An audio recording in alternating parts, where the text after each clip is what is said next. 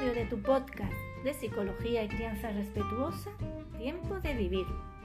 Hola, soy Ramón Soler, psicólogo. Y yo, Elena Mayorga, escritora. Puedes seguir nuestro trabajo más de cerca en nuestras webs elenamayorga.com y ramonsolerpsicólogo.com y también en nuestras redes sociales.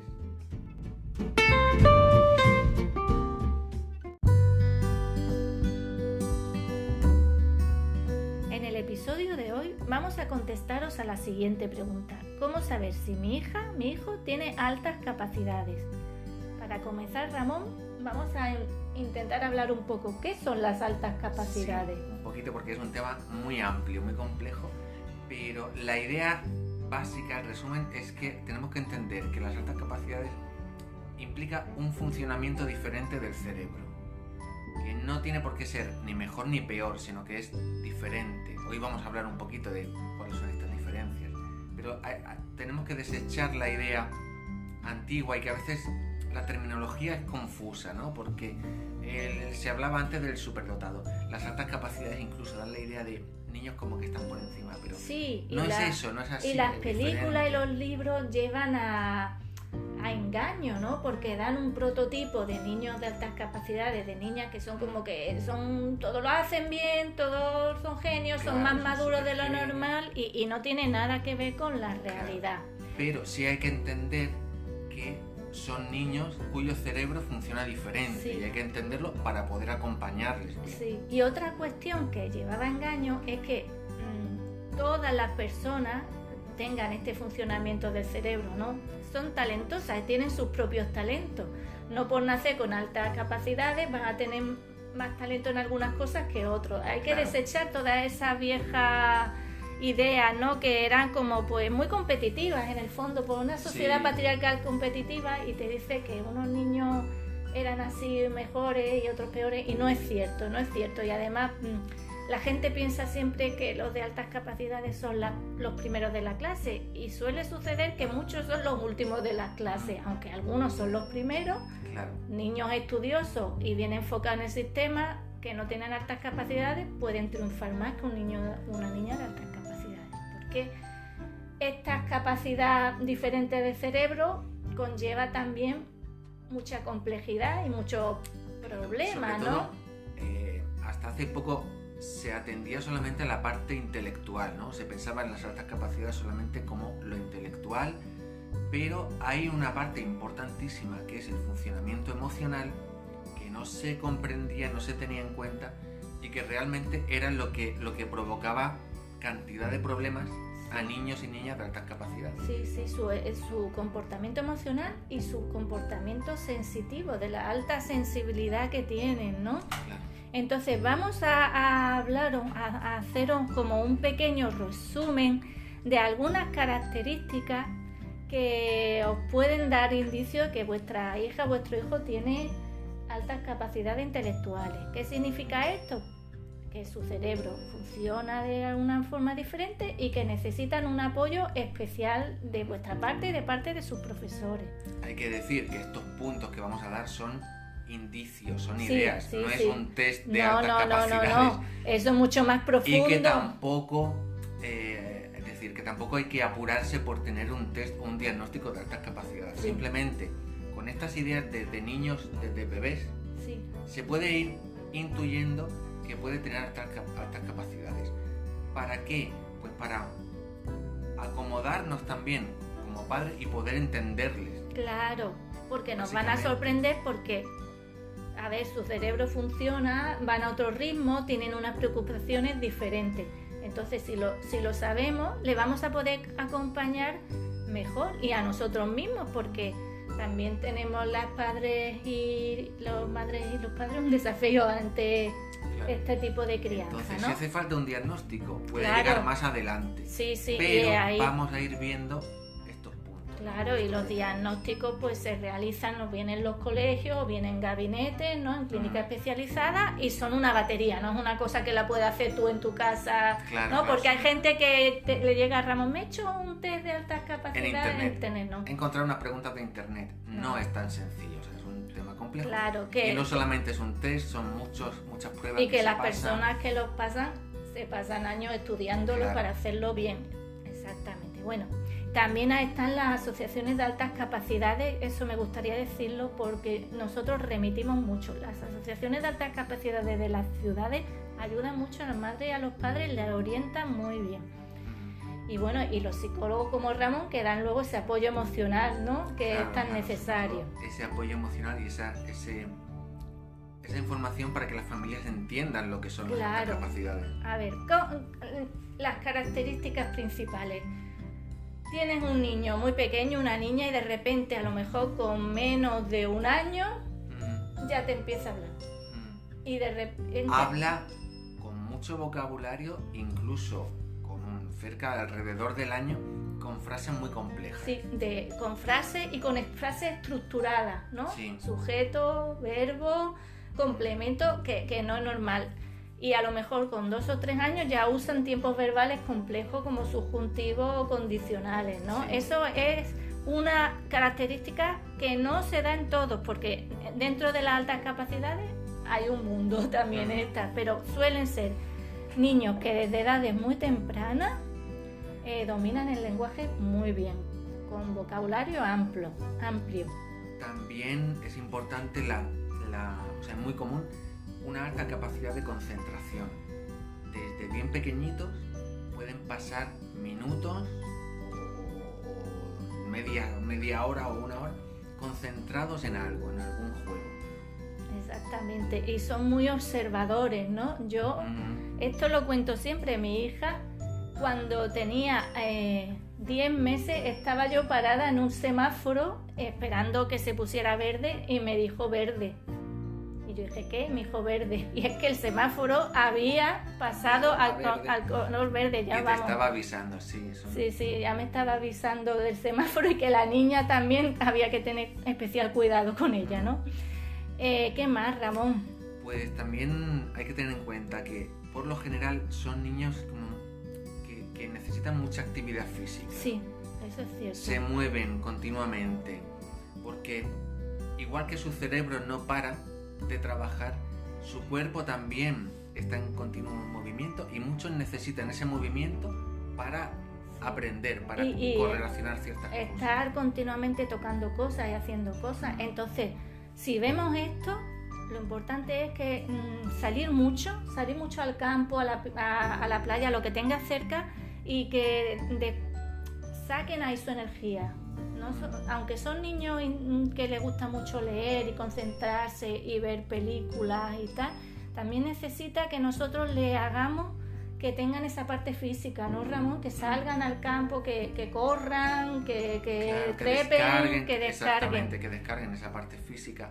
También el contacto con la naturaleza le hace mucho bien a todos los niños. A todos, sí. Y adultos.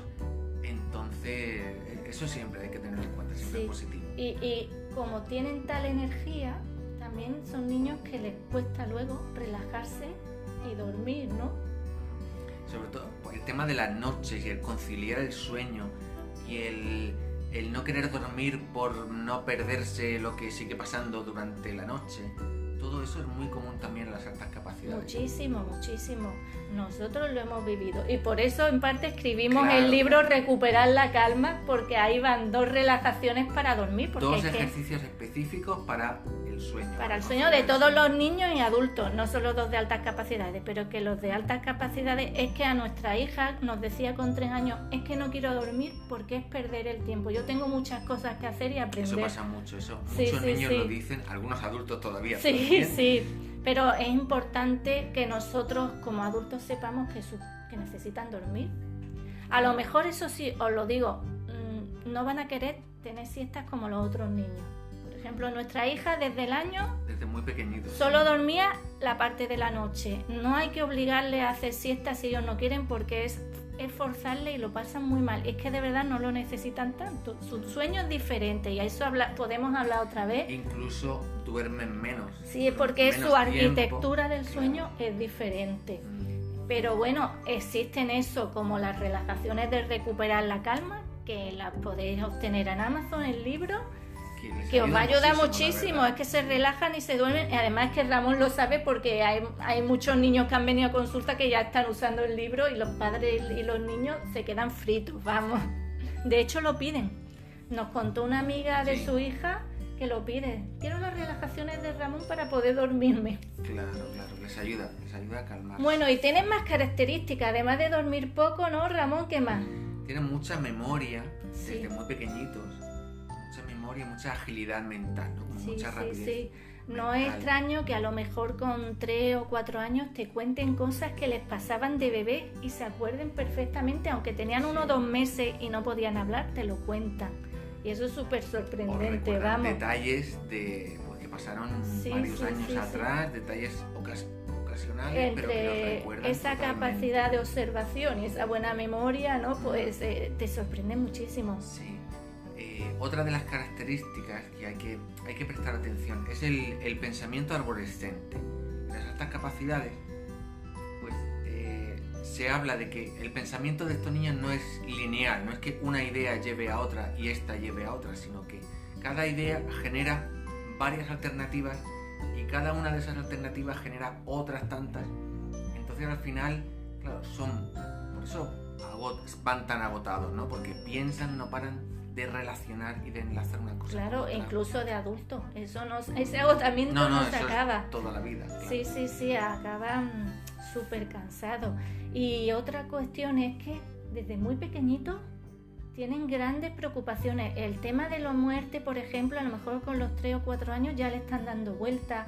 O si ven un programa que les impacta, van dándole vueltas y se preocupan, y también eso le hace que se sientan más tristes y que lloren, y son niños muy profundos, Porque también a nivel emocional son muy sensibles. muy Eso hay sensibles. que hablarlo también, que son muy emocionales, tienen una intensidad emocional en todo el abanico de las emociones. Es decir, cuando están tristes, están muy tristes, cuando están alegres, están muy alegres, muy eufóricos, y viven todas las emociones de forma muy intensa. Sí, eso es una cuestión de su arquitectura cerebral también, de su amígdala, Claro. que es hiperreactiva, entonces reaccionan Exactamente. emotivamente más que otros niños, ¿no? Que es una de los temas que no se entiende y se machaca mucho a los niños por esto. Sí, Y de hecho yo veo en consulta, veo a muchos adultos que han sido niños de altas capacidades que en su infancia no se les entendía, No lo no se les comprendían. comprendía cuando tenían estos picos o se enfadaban o estaban muy alegres, tal, siempre querían cortarles esta emotividad, esta efusividad, y entonces terminaban creyendo que tenían un problema. claro, Porque- por ser como son. por ser como son. Claro, Eso eso crea- es muy grave. Y también son hipersensibles, muchos son hipersensibles de forma sensorial, ¿no? Los ruidos, las etiquetas de la ropa, las costuras de los Los calcetines, los zapatos, los Claro. olores, las texturas, los sabores, todo les puede molestar. No os preocupéis, no os pongáis nerviosos porque los días es que les molesta, les duele físicamente, de verdad. No es un capricho, No exactamente. es un capricho. No son caprichosos, sino que de verdad les molesta la costura, lo sienten y lo sienten como si les estuvieran arañando en la piel. Claro, entonces se buscan soluciones, prendas más suaves, a los calcetines se le da la vuelta y le dejan las costuras por fuera. De hecho, os confieso, yo es que los sigo llevando así porque me molestaban profundamente. Les gusta mucho ir descalzos, pues nada, les ponéis calcetines más gorditos y dejáis que en casa no lleven zapatos. Las etiquetas pues las cortáis. Son un montón de detalles que a lo mejor a otros niños no les molestan y ellos le hacen la vida imposible, que sufren, ¿no? Directamente sufren La físicamente. pasan muy mal, claro. Otro tema importante que hay que empezar a ver en los niños y hay que entenderlo como adultos son las disincronías. Sí. ¿Qué son las disincronías? Pues niños que con una edad X, la que sea, a nivel madurativo, a nivel emocional, Sí, en algunos aspectos están como muy por delante de otros niños de su edad, pero en otros aspectos pueden estar muy por debajo. Como Sí. pueden tener reacciones como de niños más pequeños, pero a la media hora están hablándote de física cuántica, sí, pero luego tienen un enfado como su hermano pequeño. Es decir, esta diferencia, pueden sufrir también celos muy fuertes. Habla de hermanos pequeños, pues son niños que requieren se sienten muy inseguros, necesitan Claro. mucha protección. Entonces cuando llegan otros hermanos, pues tienen celos porque no quieren perder la protección de los padres al ser tan sensibles, tan emocionales, ¿no? Claro, y sobre todo se preocupan mucho por todo. Sí, sí. Pueden anticipar más peligros que otros Sí. niños, entonces necesitan doble de seguridad. Claro, y la disincronía también, ¿no? Cuando es que hay de varios tipos, pero por ejemplo la intelectual, que pueden estar hablando, como ha dicho, de física cuántica y luego costarle mucho escribir a mano. ¿Por qué? Porque su cerebro va mucho más rápido que lo que es la grafía, la motricidad, y entonces se sienten muy frustrados. Este es un tema en los colegios que sufren mucho los niños por la letra, Sí. que no son tan buenas a veces como otros. A veces hay niños de altas capacidades que son escriben perfecto. Sí, si les gusta la caligrafía si les gusta y la y tiene- tipografía, pueden tener muy buena letra, Sí. pero es verdad lo que un alto porcentaje, o sea, lo que dice Elena, que escriben, su cabeza va mucho más rápido que su mano y entonces suelen tener mala letra, suelen escribir muy rápido, Que no pasa nada por la letra, pero ya ya está. está. Y son unos niños y unas niñas con una sed de saber y aprender infinita. Van a estar preguntando por qué, por qué, por qué. La etapa del por qué no sé cuánto dura normalmente, pero en estos niños, Años. en estos estos niños dura- toda la vida. Sí, no paran, no paran. No para, o sea, porque y a lo mejor cuando se están relajando a última hora empiezan a hacer preguntas complicadísimas que tú dices, pero ¿cómo ha pensado tan chiquitito esa pregunta? Y analizan todo lo observan. Y son niños muy curiosas y curiosos, ¿no? Sí, bueno, yo creo que como idea, como resumen para Sí, prestar atención a los bebés, a los niños pequeños y poder detectar algunos rasgos que puedan Sí, anunciar las altas sí, como un capacidades. pequeño ya resumen lo- podríamos lo decir, tenemos. dominan el lenguaje a edad muy temprana, se concentran y observan mucho, hacen preguntas muy por encima de lo que su edad Sí. requiere, tienen La alta sensibilidad, es importante. a veces el movimiento, las necesidades de movimiento y que duermen muy poco, Las disincronías. todo también lo es importante, piensan, ya lo hemos también hablado. todo lo cuestionan, preocupaciones muy profundas, las disincronías. Bueno, hay ya aquí muchos indicios, ya sabéis, si tenéis más preguntas, escribidnos, preguntadnos de qué queréis que hablemos más, que más ampliamos en estos temas, ¿no?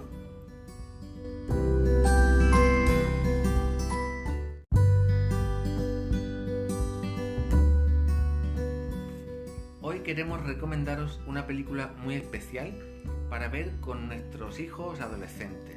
Es una película francesa llamada La familia Bélier.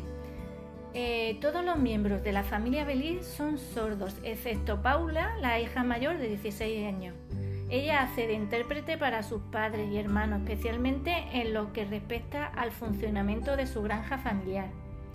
Sin embargo, curiosamente, animada por su profesor de música, que ha descubierto en ella un don sorprendente para el canto, decide preparar una prueba muy importante para entrar en un conservatorio de París. Bueno, os diré, esta película es absolutamente preciosa, tierna, diferente. Es una película que tanto a vuestras hijas, hijos adolescentes como a vosotros va a encantar, porque el tema central es el paso inevitable que hay de la adolescencia a la vida adulta. Paula se encuentra de repente que ella era como la protectora de la familia, pero que tiene un don magnífico que la hace muy feliz, que empieza a conocer un chico que le gusta, y entonces está ahí entre dejar a la familia y seguir su camino o quedarse y ayudarles, pero claro, la familia también está un poco ahí asustada porque no sabe si se va ella, cómo lo van a lograr. Sin embargo, es un proceso de crecimiento personal de toda la familia. Ella tiene que aprender a volar, os va a encantar. La música es preciosa, son canciones francesas, clásicas, tipo clásicas, y la canción principal habla de cómo ella debe volar fuera del nido familiar y cómo los padres, la madre y el hermano aprenden ellos mismos a no depender tanto de ella, ¿no? Y a dejarla volar. Os la recomiendo, os vais a reír, vais a llorar de emoción, os va a encantar y vais a poder dialogar con vuestras hijas e hijos de sus expectativas, de lo que quieren, de lo que les gusta, de cómo están cambiando.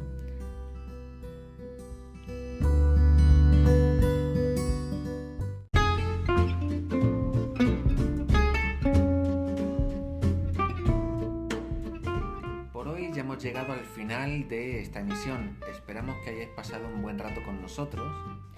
En el episodio de la semana que viene os hablaremos de la indefensión aprendida, una parálisis emocional que sobreviene tras una infancia muy difícil y nos impide defendernos. Si te ha gustado nuestro podcast de hoy, por favor, dale a like y comparte el enlace en tus redes sociales. Hasta el próximo episodio. Somos Elena Mayorga y Ramón Soler. Y esto ha sido Tiempo de Vivir, tu podcast de psicología y crianza respetuosa.